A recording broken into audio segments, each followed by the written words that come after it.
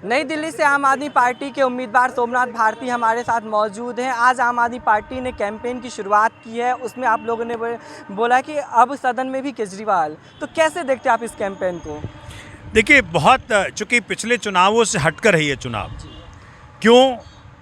जिस प्रकार से एक चुनी हुई सरकार 70 में से 62 सीटों वाली मुख्यमंत्री को इन्होंने काम करने से रोकने का प्रयत्न किया है, उनको तकलीफ़ दी है, दिल्ली की जनता के काम को रोकने का प्रयत्न किया है, दिल्ली की जनता को तकलीफ़ दिया है, उस कारण से इस चुनाव का इम्पोर्टेंस बहुत बढ़ जाता है।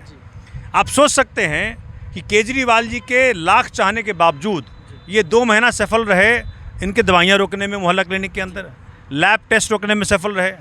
वो अलग बात है, केजरीवाल जी की जो लड़ाई करने की क्षमता है वो भगवान शिव बम भोले के आशीर्वाद से बहुत ज़्यादा है, इस कारण से वो रीस्टार्ट करवा लिए। लेकिन इसकी नौबत क्यों आई? अगर भाजपा के चुने हुए सांसद सदन में बोल पाते, दिल्ली की जनता के लिए खड़े हो पाते, तो ये नौबत नहीं आती।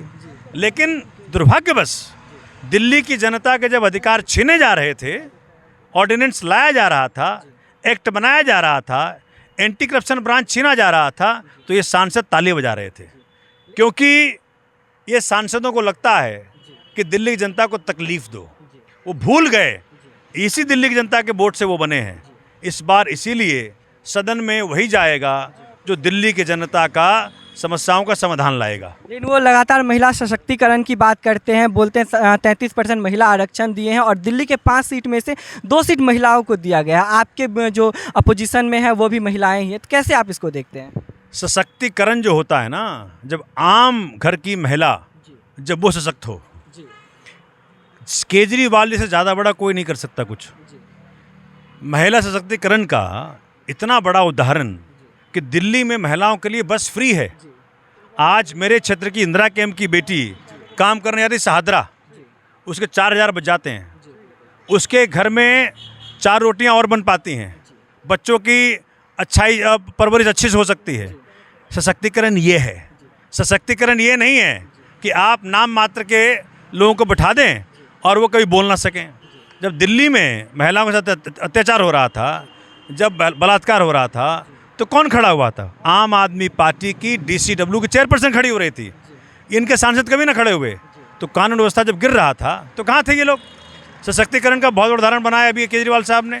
1000 रुपया प्रति महिला 18 साल जो बड़ी है उसको मिलेगा। सशक्तिकरण के ये साधन है। एक और आखिरी ये जो बता रहे थे रिजर्वेशन का, कहाँ इन्होंने पालन किया?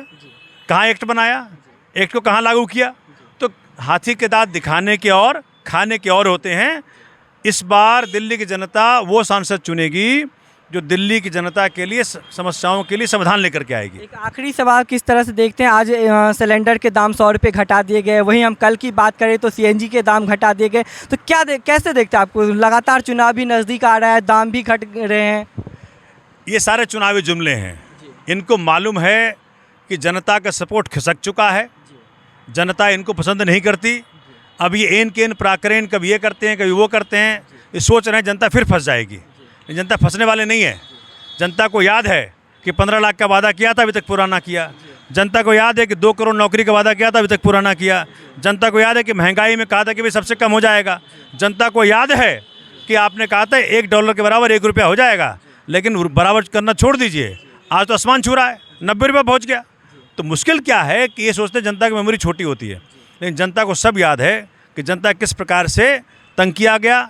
सारे वादे इनके चुनावी जुमले साबित हुए, इसलिए जनता भूलती नहीं है। इस चुनाव के वक़्त कुछ जो थोड़े बहुत लॉलीपॉप फेंकते हैं, ये जनता समझती है कि जो नौकरी ना दे सका, जो सुरक्षा नहीं दे सका, उसकी जनता इस बार नहीं होगी। बिल्कुल, ये हमारे साथ बात करने के लिए नई दिल्ली से आम आदमी पार्टी के उम्मीदवार सोमनाथ भारती थे। इनका साफ तौर पे कहना है कि दिल्ली की जनता